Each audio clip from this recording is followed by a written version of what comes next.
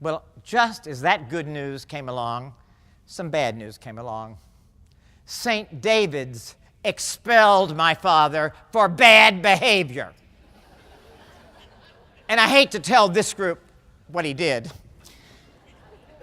He yelled at nurses. See, he was deaf, so he always was too loud, but he was yelling at nurses, and so he flunked out of St. David's. They said, come back next week. You got to get him out by the following Monday. Another trip back. I get there on a Friday. I've got until Monday to find a place for Dad, and by this time my mother is driving my cousins crazy.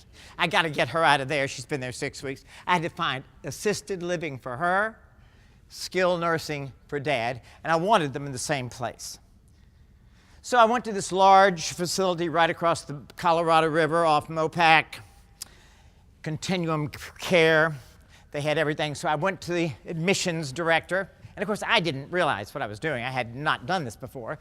And I walked in, smiled, and said, I'd like assisted living for Mom, and I'd like skilled nursing for Dad, and I want them on Monday. That'll be 3 days from now. You can imagine the look she gave me, right?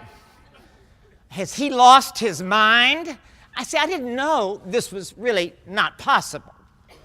But she humored me. And she got those big books that they have with all the and she's going through all these big books and turning pages, and all of a sudden she stops and she looks at Tudor and she gets a smile on her face, and she almost starts jumping around. I mean, I thought she was having a seizure. She said, we've got openings in both places on Monday. She acted like we'd won the Texas lottery. And you know something? We had. I just didn't know it. I was so lucky yet again. We could get in Monday. I even had time to go up to Dallas, get some of Mama's furniture to put in her room, some of her paintings. And one of her friends came along, a lovely woman, and right before Mother arrived, we had a painting we wanted on the wall, no hammer. She took off, I can see it now. She takes off her high-heeled shoes, bum, bum, bum, bum, bum, gets that thing in the wall, hung the painting right before Mama came in. I had flowers in a vase. Mama was happy. Daddy was 2 floors above her, so they could see each other. Then I fly back to LA. It's exhausting trying to manage this from 1,000 miles. And I finally realized sometime, maybe early summer, that I just couldn't do what needed to be done from that enormous distance. I had to make a choice.